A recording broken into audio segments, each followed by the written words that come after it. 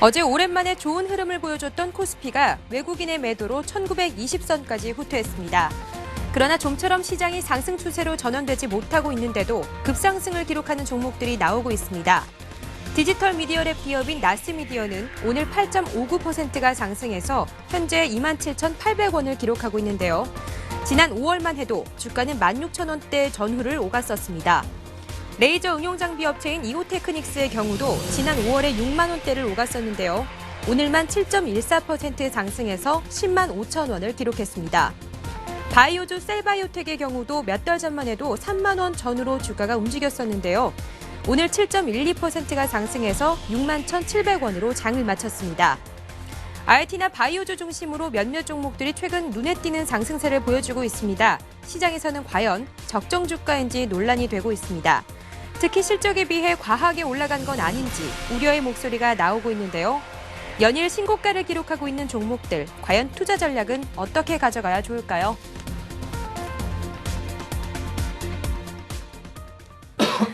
실적 시즌을 맞아서 꼼책에서 준비한 특별한 시간, 오늘도 실적 꼼책 이어집니다. 시장 상황이 별로 좋지 못했는데도 이 와중에 주가가 급상승하는 종목들이 있었어요.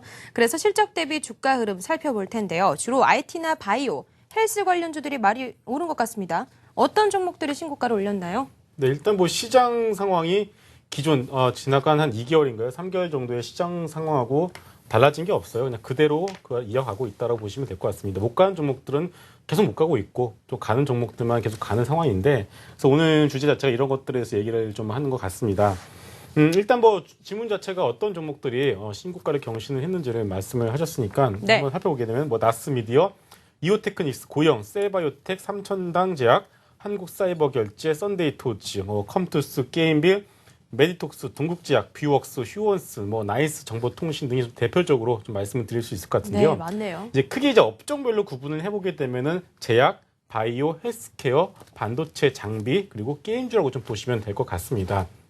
자, 그런데 일단 뭐 확실한 건 테마성은 올라간 건 절대로 아니죠. 분명히 성장성과 그리고 실적이 뒷받침되어져 있다는 것이 가장 큰 특징이라고 봐야 될 것 같고요. 그렇기 때문에 이들 업종의 신고가를 갖다가 일단은 물론 개별 종목의 어떤 실적에도 어떤 우리가 의미를 부여할 수가 있겠지만 일단은 시장 상황을 전체적으로 엮어서 여러분들이 보실 필요가 있을 것 같습니다. 네. 즉 다시 말해서 뭐 이미 워낙에 오랜 기간 동안 이런 상황이 지속이 됐기 때문에 여러분 잘 아시겠지만 여기 현재 시장 상황이 ROE가 개선이 되지 못하고 있고, 그리고 이게 성장성이 조금이라도 우하향하는 종목들은 끝없이 패대기를 치고 있고, 반대 상황의 종목들은 계속 끌어올리는 시장 상황이 지속이 되고 있다는 말이죠. 바꿔 얘기하면은 결국 대형주 같은 경우는 실적을 못 내기 때문에 그동안은 외국인들이 포트폴리오에 꾸준히 담고 있다가, 혹은 외국인들의 포트폴리오에는 좀 균등하게 업종과 어떤 시가총액 구분해서 잘 균등하게 담는 것이 외국인의 그동안의 어떤 습성이었는데, 올해 들어서 이제 그게 바뀌었다는 것이겠죠. 네. 실적을 못 내면 그냥 버리는 거예요. 포트에서 비워버립니다. 그러다 보니까 결국 또 이것을 이용해서 공매도 세력들이 또 들러붙게 되고, 기관 투자자 역시도 롱숏 쪽에서도 이제 매도 쪽으로 좀 들러붙다 보니까 주가의 하락 속도가 더 가파라졌다고 봐야겠죠. 네. 자, 그렇기 때문에 현재 어떤 이런 상황에서 어떤 것이 비싸다, 어떤 것이 싸다라는 얘기를 하는 것은 상당히 조금 또 의미가 없을 것 같다라는 생각이 들고요.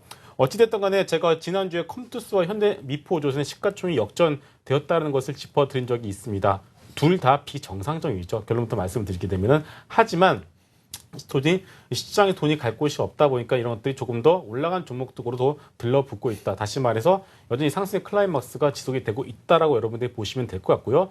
이제부터는 결론부터 말씀을 드리게 되면은 가지고 계신 분들의 영역이지 않을까 싶습니다. 그렇죠. 네. 예, 지금 상황에서 어떻게 이거를 사라는 말씀을 드리겠습니까? 그리고 또 하나, 여러분들이 최근에 호텔신라 주가의 어떤 급락 흐름들 여러분 꼭 기억을 하셨으면 좋겠습니다. 제가 이 시간 통해서 호텔신라에 대해서 좀 고평가되었기 때문에 뭐 향후 10년치, 5년치에 어떤 멀티플을 갖다 썼기 때문에 상당히 좀 위험할 수밖에 없다는 말씀을 드리고, 그 다음부터 거의 한 30% 가까운 급락 흐름들이 나왔습니다. 결국 시장이 누가 고양이 목에 방울을 다느냐의 문제이지 현재 상황에서는 가지고 계신 분들의 싸움이라는 것 다시 한번 좀 말씀드리도록 하겠습니다. 네, 박근호 전문가님은요? 네. 자, 신고가 종목들의 어떤 흐름을 보면, 공통점을 보면 이제 기업 내용은 이제 업종들이 다 틀리기 때문에 배제를 하고, 네. 그 신고가를 나타내고 있는 종목군들의 공통점을 보면 시장에서 그 마켓시어라든가 이런 것들 상당히 좀 높거나 아니면 그 독과점 기업에 가까운 종목군들이 이제 신고가를 많이 기록을 한 걸 볼 수 있는데, 먼저 답을 우리 김 팀장님께서 말씀해 주신 것 같아요. 만약 이 종목들을 만약에, 신고가 종목들이 지금 엄청나게 많은 난세의 영웅이 난다고 이제 시장이 안 좋은 상황에서 신고가 종목들이 생각보다 상당히 많이 발생을 하고 있는데 이 종목군들을 보면은 한 번에 정말로 단기간에 올라간 기업들은 거의 없거든요. 네. 몇 년에 걸쳐서 뭐 2년, 3년 동안 올라간 기업들도 있고 최근에 뭐 1년 동안 올라간 종목들, 6개월 동안 꾸준하게 올라간 기업들 이 종목군들을 봤을 때 이제 바둑도 복귀를 하듯이 매매에 있어서 복귀를 하다 보면 내가 저 종목을 왜 안 샀나라는 것은 단 한 가지 이유거든요. 설마라는 이유 때문에 이제 그 종목들을 접근을 못하는 건데 지금 올라간 종목들은 분명히 올라간 이유가 있고 중요한 것은 전 사실 주제가 좀 바뀌었으면 좋겠다라고 생각했었는데 신저가 종목군들에 대한 어떤 체크를 한번 좀 해보는 게 더 어떤 시청자 여러분들한테 조금 더 몸에 와닿았을 텐데 저는 글쎄요 지금 이 종목군들을 네. 갖고 있는 보유자분들의 어떤 관점에서 바라봤을 때는 그 기업의 어떤 그 목표 타겟 프라이스를 정한다라기보다는 트레이딩 전략으로 이제 수익이 났을 때는 챙기는 전략 철저히 가야지 일단은 저도 개인적으로는 지금 신고가 종목들은 가격적인 메리트는 좀 글쎄요 별로 없다라고 좀 보고 있습니다. 네, 다음번에 신저가 종목들 체크하는 시간 갖도록 하겠습니다. 네, 안병현 전문가님이요? 요즘 신저가 종목 사면 지하도 계속 뚫고 가던데요. 네. 자, 뭐 좀 그 시장에 대한 좀 이해에 대해서 좀 설명을 좀 드리고 싶은데요. 우리들이 이제 일반적으로 뭐 제가 이제 말씀드렸지만 저 자신이 이제 제가 이제 가치 투자를 하는데 요즘 시장에서 이 가치 투자도 약간은 좀 변할 필요가 좀 있는 것 같아요. 왜 그러냐면은 우리들이 이미 이제 일반적으로 투자를 하실 때 이 저퍼주를 많이 공략을 합니다. 그러니까 자본 총계가 증가하는 뭐 ROE를 공략을 한다던가 내지는 저 PER 뭐 퍼가 뭐 5배다. 뭐 이런 기업들을 투자를 하는데 이 과거에도 보면 주가가 뭐 10배, 20배, 50배씩 올라가는 기업들의 특징은 뭐냐면 실적이 늦게 따라오는 경우들이 굉장히 많았습니다. 그러니까 왜 그러냐면은 이 실적이 늦게 따라온다라는 것은 주식이라는 건 미리 어떤 그 미래에 대한 어떤 그 실적이나 스토리 자체가 선반영돼서 주가가 올라가다가 그 뒤로 계속 실적이 따라오면서 붙으면서 주가가 멈추겠지 하는데 이 천정부지로 올라가는 경우들이 실제 굉장히 많이 존재하거든요. 그랬다가 주가가 무너질 때는 언제냐? 굉장히 재미있게도 저퍼일 때 주가가 무너집니다. 그러니까 많은 분들은 저퍼에 사서 고퍼에 팔면 된다는 생각을 하고 있지만 이미 시장 자체가 굉장히 스마트해졌기 때문에 고퍼인데 주가가 계속 올라가요. 왜 올라가지 않는데 나중에 실적이 붙습니다. 그러면서 그랬다가 이게 뭐 저퍼네 하면서 주가는 많이 올라가는데 뭐 퍼가 7배, 8배 그럴 때 이제 리포트에는 뭐 퍼가 뭐 15배, 20배 간다는데 주가가 무너지기 시작합니다. 왜? 실적이 꼭지이기 때문에. 자, 지금의 시장에 대해서 잘 상황을 보시게 되면은 이 중국 때문에 정유라든가 화학, 조선이 굉장히 힘들고 태양광마저도 힘들고 이 지금 샤오미 자체가 이제 삼성전자를 거의 누를 정도의 이제 판매량을 보이고 있다는 것은 네. 우리나라가 더 이상으로서 제조업 가지고 살기는 굉장히 힘들어진다는 말씀을 드리고 싶고요. 최근 보시면은 셀바이오텍 같은 경우가 신고가 치고 있고요. 서웅 신고가 치고 있고 대부분 제약바이오 환인제약 같은 경우가 신고가를 계속 내고 있는데 면면을 잘 보면 대부분 고령화가 엮여 있습니다. 그러니까 대부분이 나이가 먹다 보면 면역 질환이 생기죠. 여기에서 이제 어떤 그 유산균, 즉 프로바이오틱스에 대한 이 수요가 증가를 하면서 셀바이오텍 같은 게 뭐 5천 원에서 지금 6만 원대를 넘어가고 있고 네. 시총이 6천억, 7천억 원임에도 불구하고 계속 가고 있고요. 서웅은 어떤 건강식품들이 많아지다 보니까 알약 캅셀, 즉 알약의 껍질이죠, 껍데기. 그걸 만드는데 주가가 계속 가고 있고 뭐 이런 식의 흐름들이 모두 지금 나타나고 있다는 거예요. 그러니까 결국은 지금 시장 자체는 고령화와 연관돼서 가고 있고 또 계속적으로 사회가 스트레스를 주다 보니까 환인제약처럼 이제 정신질환, 어떤 정신과에 가면 과거엔 정신병이라고 치부를 했지만 지금은 누구나 정신과 의사한테 상담을 받습니다. 스트레스를 받으면. 그러니까 그런 약을 만드는 기업들이 계속 가는 이유는 뭐냐면 분명히 말씀드리지만 퍼는 높지만 미래에 분명히 실적이 붙는다. 그러니까 지금 가격에서 살 때는 아니지만 이러한 것들은 결국 실적이 가장 많이 나올 때까지 들고 가다 가장 많이 나왔을 때 저퍼일 때 오히려 파시는 게 주가의 꼭지에서 팔 수 있기 때문에 가는 건 계속 간다. 단지 신규 매수는 하지 마시되 실적이 최대치를 만들 때 그때 찍고 나오신다면 아마 수익을 극대화할 수 있는 전략이 될 거다라고 말씀드리고 싶습니다. 네, 자연스럽게 얘기가 나왔는데요. 이 신고가를 기록한 종목들 오를 만한 특별한 이유나 뭐 특징이 있었는지 짚어주시겠습니다. 네, 뭐가 또 아까 제가 있었을까요? 뭐 그 종목들을 언급을 해드리면서 업종은 뭐 제약 바이오 그리고 뭐 게임주들 그리고 이렇게 좀 그렇게 말씀을 드리는 것 같은데요. 네. 그리고 반도체 장비주도 있었죠. 네. 자, 일단 뭐 반도체 장비주 먼저 언급을 한번 해드리도록 하겠습니다. 지금 중국 같은 경우에는 중국의 IT 쪽의 목표가 바로 한국의 그리고 우리나라와 일본의 디스플레이 산업과 그리고 휴대폰 그리고 반도체 산업을 따라잡는 것이 중국의 가장 큰 목표라고 보시면 될 것 같아요. 이제 그러다 보니까 이제는 뭐 반도체 장비주들이 국내사에만 뭐 SK 하이닉스나 삼성전자에만 납품을 하는 것이 아니라 글로벌리하게 중국 업체 쪽으로 납품을 이제 하게 될 가능성이 점점 높아지고 있고 실제로 이제 실적이 나오고 있는 종목들도 있다라고 봐야겠죠. 그렇기 때문에 삼성전자나 이제 SK 하이닉스 같이 이제 세트 업체 같은 경우는 전방산업 같은 경우는 뭐 경쟁에서 어느 정도 경쟁 속에서 좀 주춤거릴 수는 있겠지만 거기에 납품하는 반도체 장비주들은 조금은 더 나아갈 수 있다는 것이 현재 주가에 어느 정도 스토리적으로 반영이 되고 있는 것 같고요. 자, 그리고 또 하나 게임주 같은 경우에는 글쎄요. 자, 게임주는 솔직히 저는 좀 개인적으로 게임주를 잘 좋아하지는 않는 편인데 네. 일단 특히나 모바일 게임 같은 경우는 잘 되면 대박인데 그 모바일 게임의 어떤 지속 시간과 어떤 플레이의 어떤 시간 가능성과 그런 것들을 고려해 봤을 때 그렇게 길지가 않거든요. 이제 그런 것들 때문에 저는 이제 게임주는 성장 스토리를 붙이기는 조금은 어렵다는 말씀을 좀 드리겠고요. 그리고 또 하나 제약 바이오를 좀 말씀을 드려야 될 것 같습니다. 자, 그나마 이제 신고가 종목 중에서 중장기적으로 그래도 향후 10년 동안 10년까지는 아니겠지만 향후 5년 동안에는 그래도 제약 바이오 쪽이 좀 낫다라는 저는 생각을 하고 있습니다. 아까 안병현 대표님께서 고령화라는 어떤 단어를 써주셨는데 정말 그게 맞는 표현이죠. 또 왜냐면요. 자, 지금 전 세계적으로 고령화가 본격적으로 진행이 되고 있다는 것이 이번에 미국의 양적 완화를 통해서 드러났어요. 자, 고령화를 얘기하는데 웬 또 미국의 양적 완화를 얘기하냐라고 할 수 있을 텐데 네. 결국 뭐냐면은 천문학적인 돈을 풀었습니다. 돈을 풀었다는 건 뭐냐면 이것이 실물 자산에 투자가 되어서 이것이 수요로 이어지기를 바라는 것이거든요. 그런데 막상 돈을 뿌렸는데 수요가 발생이 되지 않아요.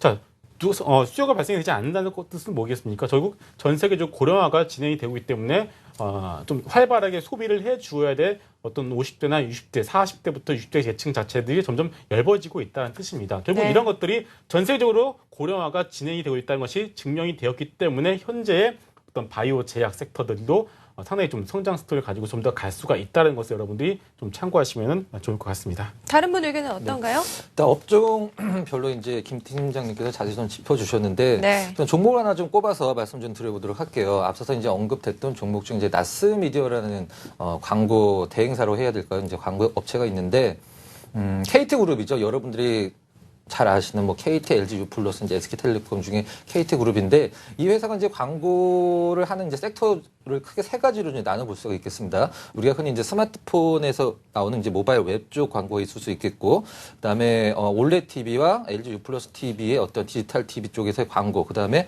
이제 지하철을 타시면은 어떤 환승장이나 어떤 지하철 그 타는 문 앞에 그 위쪽에 이제 디스플레이로 광고가 나오게 되는데 바로 그 5개 광고를 이제 하고 있는 세 가지 부분이 있는데 자, 그 모바일 웹 광고 시장의 성장성을 바탕으로 나스미디어가 신고가를 계속적으로 경신을 하고 있는데 실질적으로 상장된 지는 그렇게 오래된 회사는 아닙니다만은 계속적으로 신고가를 경신하고 있는데 시장 상황은 분명히 모바일 광고 시장이 매년 100%가 넘는 성장을 하고 있는 건 사실이에요. 그건 사실인데 이 나스 미디어 쪽에서 모바일 웹 쪽 시장이 차지하는 부분은 굉장히 좀 미미하거든요. 작년에 매출이 20억 정도였었고 올해 이제 매출 40억 정도로 100% 성장을 했지만 이 회사의 시가총액과 어떤 매출 구조를 봤을 때 모바일 웹이 담당을 하는 부분은 물론 시장성은 있습니다만은 모바일 웹 쪽에서 발생하는 영업이익과 순이익 부분은 굉장히 좀 미미한 부분이거든요. 물론 이런 작은 부분이 어떤 시장에서 긍정적인 평가를 물론 일으켜서 주가에 영향을 미칠 수 있습니다만은 지금 당장의 어떤 나스 미디어의 시가총액과 영업이익 매출을 비교를 한다라고 그러면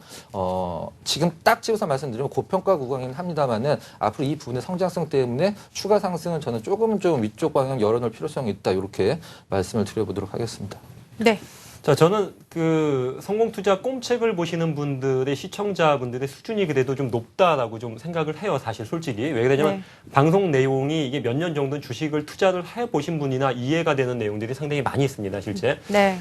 예, 사실 여러분들께서 보실 때 이 포인트라는 건 그냥 어떤 종목에 대한 부분보다 시장이 어떤 방향으로 가는지 그 눈만 뜨고 있다면 종목은 거기서 그냥 나오게끔 걸리게끔 되어 있습니다. 사실은 경험이 이제 많다라는 거는 그만큼 기업에 대해서도 많이 안다라는 걸 가정을 하고 말씀을 드리면요. 우리나라가 과연 뭘 해서 먹고 살 거냐에 대해서 근본적으로 생각을 해보면 조선이냐? 아니죠. 정유도 아니죠. 화학도 아닙니다. 지금 스마트폰도 아직까지는 뭔가 플렉서블이 나오든 뭔가 획기적인 게 나오지 않으면 이미 이제 성숙기에 접어들었다는 건 누구나 아실 수가 있고요. 네. 아까도 말씀드렸지만 바이오나 제약 섹터에 지금 주가가 가는 건 앞으로 우리나라도 그렇고 전 세계가 지금 고령화 때문에 이게 지금 몸살을 앓고 있기 때문에 10년, 20년까지도 저는 계속 어떤 주식이 뭐 20년 간다라는 게 아니고요. 물론 선반영이 되어서 가겠죠. 근데 가만히 보면은 그런 데서 여러분들이 흐름을 찾으실 필요가 있는데, 자, 첫 번째가 오늘 같은 경우 이제 각각의 어떤 업종에 대해서 좀 이야기를 할 때 일본이 소비세를 인상을 하면서 굉장히 성장세가 2분기까지 굉장히 안 좋았다가 3분기에 0.9% 정도의 소매 판매량을 예상을 했는데 2% 넘게 증가를 했다는 게 지금 나오고 있습니다. 그럼 당연히 관련돼 가지고 일본에 관련된 소비 관련된 주식을 한번 찾아보시면 금방 나옵니다. 제가 말씀을 안 드린다고 하더라도 그러니까 그런 주식을 찾아보실 필요가 있고요. 또 중국 관련해 가지고 최근에 뭐 이 어떤 그 화장품주가 굉장히 높게 상승을 했지만 소비가 증가를 한다는 거는 그만큼 햄버거도 많이 먹고 피자도 많이 먹고 뭐 햄, 치즈, 고기 많이 소비를 하고요. 그만큼 또 소비가 증가하면 제지, 즉 중국과 관련된 종이 관련된 업체들의 어떤 실적이 좋아질 수밖에 없고 또 그만큼 소득이 늘어나면 의류, 즉 옷을 많이 꾸며 입게 되겠죠. 그러니까 이런 섹터도 찾아보시면 되겠고요. 아까도 말씀드렸다시피 이제는 고령화 사회로 진입을 하면 바이오 쪽입니다. 여러분들 혹시 황우석 박사의 그런 어떤 그 과거에 이제 피모 방송에서 이게 문제가 있다, 줄기세포 11개의 문제가 있다라고 방송 나왔던 게 몇 년 전이냐면은 2015년이었습니다. 그러니까 벌써 10년 전 일이에요, 그게. 네. 얼마 안 된 것 같지만 10년 전인데 최근 보시면 아시겠지만 줄기세포 관련해가지고 성과가 나오기 시작을 했어요. 네. 그러니까 그 당시만 하고 2010년 정도만 하더라도 줄기세포는 거짓말이고 될 수가 없다라고 했는데 지금 면역에 대한 거부 반응 없는 줄기세포 치료제들이 이미 만들어가지고 상용화 시판까지 되는 제품들이 나오고 있다는 건 뭐냐면 네. 그런 해당 업체에 대한 실적이 이제 기하급수적으로 높아질 수가 있기 때문에 줄기세포 관련된 것도 과거의 시선에서 벗어나서 좀 보실 필요가 있고요. 또 예전에도 제가 이 방송을 통해서 여러 번 말씀을 드렸지만 지금의 의료에서 어떤 질병에 걸리면 의료비의 90%가 언제 발생을 하냐? 바로 말기에 발생을 합니다. 말기 전까지는 뭐 1억 원의 어떤 그 암이 걸려서 1억 원을 쓴다면 1,000만 원만 발생하다 나머지 말기에 9천만 원을 써버리기 때문에 앞으로의 의료업계는 어떤 거냐? 사전에 진단하거나 예방 차원으로 가기 때문에 유전체에 대한 분석이라든가 이런 부분에 대해서 집중적으로 관찰을 해보신다면 과거에는 이게 무슨 뜬구름 잡는 얘기고 이게 무슨 이게 소설 쓰는 것도 아니고 공상과학 영화냐 했던 것들이 이미 우리 앞에 현실화가 되어 있기 때문에 보실 필요가 있다라는 말씀 드리고 싶습니다. 다시 한번 말씀드리지만 몇 년 전만 하더라도 이런 스마트폰을 나올 거라는 걸 예상을 아무도 못했지만 지금은 누구나 들고 다니는 것처럼 분명히 1, 2년, 2, 3년 후에는 많은 것들이 바뀌어 있을 수 있기 때문에 그런 부분들을 좀 보시라는 말씀 드리고 싶습니다. 네. 여기에 또 하나 덧붙이면은 지금 이제 바이오제 헬스케어 쪽이라고 이제 말씀을 하신 거잖아요, 결국은. 뭐 저도 거기에 동의를 하고요. 좀 이슈를 하나 또 말씀을 드리게 되면은 이제 삼성전자가 가지고 있는 현금이 좀 많아요. 이미 현대차의 한전부지 인수권에서 삼성전자가 이미 봐왔기 때문에 이것을 뭐 그렇게 쓰지는 않을 것 같고요. M&A 쪽으로 쓸 것 같은데 삼성전자가 지금 어차피 모바일 생태 주도권은 이제 잃어버린 상황이죠. 그렇기 네. 때문에 여기서 추가적으로 자체적으로 썼던 생태계 플랫폼을 구축을 할 수 있는 분야 중에 하나가 헬스케어 쪽으로 봐야 될 것 같아요. 그렇기 때문에 네. 이런 헬스케어 주들의 주가의 어떤 상승에는 어떤 삼성전자나 그런 대형 그룹사들의 공격적인 M&A의 대상이 될 거라는 어떤 그런 기대감도 있다는 것도 여러분들이 참고하시면 좋을 것 같습니다. 오늘 네. 주제랑 조금 약간 동떨어진 얘기인데 네. 우리 안 전문가님 방금 설명 중에 이제 플렉서블 디스플레이에 대해서 이제 언급을 하셨잖아요. 네. 덧붙이실 게 있으신가요? 덧붙인 게 아니라 저는 궁금해서 우리 네. 시청자 여러분들과 우리 두 분한테 제가 여쭤보고 싶은데 네. 과연 플렉서블 이게 휘어지는 디스플레이를 쓰는 스마트폰이 나왔을 때 그게 시장에서 과연 팔릴지. 자, 우리가 이게 스마트폰이라 하면 휘어진단 말이죠. 문자는 어떻게 보낼 것이며 게임은 어떻게 할 것이며 그리고 정말 궁금한 게 왜 스마트폰이 휘어져야 하는지 그에 대한 당위성이 네. 어떤 그 디스플레이 업체들의 어떤 기술력을 과시하는 부분에서는 어떤 상징적인 부분이 있겠지만 네. 저는 개인적으로 스마트폰이 왜 휘어져야 되는지 그게 왜 어떤 시장에서 메리트가 있는지 3D TV도 사실 나오기 시작했을 때 정말 3D TV가 전 TV 판매량이 뭐 정말 대부분 차지할 것이라고 얘기를 했지만 지금 3D TV 거의 안 팔리거든요. 실질적으로는. 근데 잠깐 여담을 말씀드렸지만 저는 그 개인적으로는 이 휘어지는 플렉서블 디스플레이 스마트폰은 안 나올 것 같아요. 시장에서 필요하지 않기 때문에. 네, 이 얘기도 다음에 한번 다뤄보도록 하겠습니다. 오늘 아이템 많이 던져주시는데요, 박근혜 네. 대표님. 그럼 오늘의 키포인트 질문 한번 가보겠습니다. 실적 대비 현재 주가 흐름 적정한 수준인가 하는 게 궁금한데요. 어떻게 생각하시나요? 실적 대비 주가 수준은 적정하지 않습니다. 비싸죠. 당연히 네. 비싸죠. 버블입니다. 자신 있게 버블이라고 말씀을 드릴 수 있고요. 네, 신고가 종목 해당하는 그렇죠. 거죠? 예. 네. 버블이라고 말씀을 드릴 수 있고요. 다만 버블이라는 것은 결국은 지나봐야지 것이 꺼져야지 버블이라는 것을 아시기 때문에 제가 이렇게 얘기한 것도 어떻게 보면 좀 뭐 잘못된 얘기일 수도 있겠지만 자신 있게 일단 제 개인적인 생각은 거품이 상당히 껴 있다라고 말씀을 드리고 싶고요. 다시 말해서 주가라는 것은 여러 가지가 있겠지만 지금 상황에서 신고가 종목도 올라가는 이유는 미래에 대한 어떤 이익, 어떤 성장성에 대한 바탕 그리고 앞서 말씀드린 어떤 성장 스토리 그것도 있겠지만 그것보다 더 큰 거는 살 게 없어서 올라가는 거다. 네. 이거밖에 이렇게 설명을 좀 드릴 수가 있을 것 같습니다. 근데 종목마다 다 다르지 않나요? 전체 다 그렇게 보시는 일단 건가요? 전체적으로 여러분들 이렇게 보시고서 시장을 대응을 하셔야 될 것 같아요. 예를 들어서 전체적으로 예를 들어서 지금 낙폭 과대 종목들이 만약에 11월 달 들어서 밑에서부터 좀 치고 올라오는 모습들이 나오게 된다라면은 그리고 그 타이밍에서 어떤 신고가 종목들이 이제 본격적으로 실적 시즌이 이제 시작이 되지 않겠습니까? 네. 우리는 반대로 해서 실적을 좋은 호실적을 발표를 함과 동시에 밑에서 낙폭과 종목도 올라오게 되면은 그것을 빌미로 해서 큰 폭의 차익 매물이 나올 수도 있습니다. 그렇기 때문에 이런 것도 여러분들이 조심해야 될 것 같다. 다시 말해서 전체 시장 흐름 자체가 반대로 순환매가 나오고 있는 상황에서 아무리 어떤 성장 스토리가 좋은 종목이라 하더라도 전체 시장 흐름 자체가 그렇게 바뀌는 상황에서는 자유롭지 못하다는 것도 여러분들이 참고하시면 좋을 것 같습니다. 네, 다른 분들은요?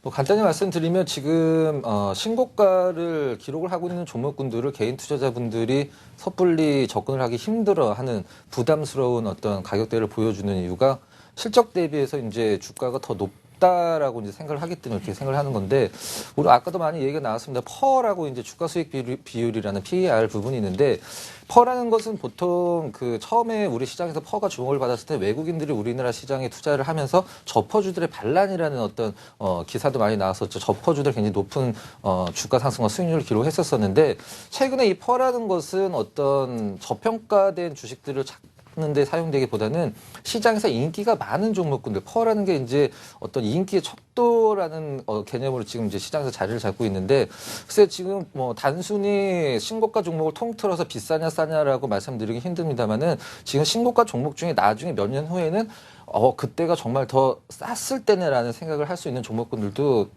어느 정도는 있다라고 생각을 하고 있습니다. 네, 오늘 종목들이 참 많이 나와서 어떻게 네. 보면 좀 다 이렇게 뭉뚱그려서 생각하게 되는데 혹시나 이렇게 적정 수준에 비껴가서 말씀해 주실 특정 종목이 있을까요?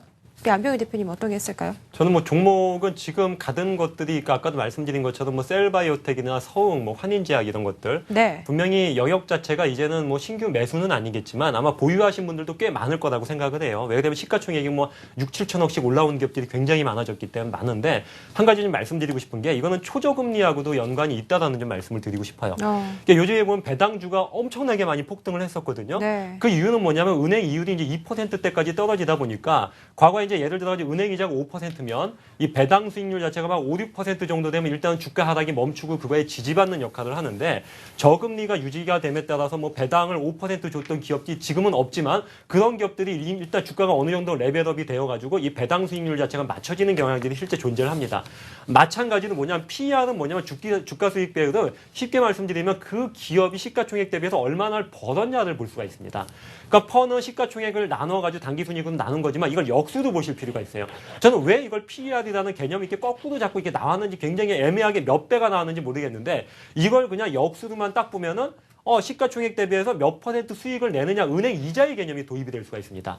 그러니까 과거에 예를 들어 은행 이자가 10% 나오면 퍼가 뭐 예를 들어 10배면 10%를 주기 때문에 은행에다 넣지 못해서 주식을 해. 이렇게 돼버리는 거지만 이 초저금리로 얘가 2%대까지 곤두박질을 치다 보니까 PER의 개념이 자연스럽게 높아질 수밖에 없는 것이고요. 저는 지금의 이런 것들이 어떻게 보면은 과거의 어떤 눈높이로 보면 굉장히 높다라고 볼 수 있지만 이 초저금리 상태에서 지금 나타나는 이러한 현상들을 보면 어느 정도 합리성도 충분히 내포는 하고 있다. 그러니까 모두가 합리적이라는 건 아니지만 충분하게 어떤 납득 가능한 수준의 이유들 자체가 없는 건 아니다라고 말씀드릴 수 있기 때문에 지금 과거에 보면 아모레퍼 픽이 아까도 제가 방송 전에 말씀드렸지만 같이 이야기할 때 좀 했던 얘기인데요. 뭐 퍼 15배 보던 게 지금 30배씩 보고 있는 이유는 뭐냐면은 초저금리와 무관치 않고 성장에 대한 점수를 주고 있기 때문에 지금은 가는 것들이 어느 정도는 생각보다는 더 갈 가능성이 높다. 분명히 버블은 버블이지만 과거의 눈높이하고는 지금 달리 움직인다는 걸 분명히 말씀드릴 수 있기 때문에 가는 것들에 대해서 그러니까 포트를 구성을 하실 때 가는 것과 이 저가에 있는 것을 같이 구성을 하는 게 지금 맞지 뭐 가격이 싸다라고 무조건 그걸로 채운다거나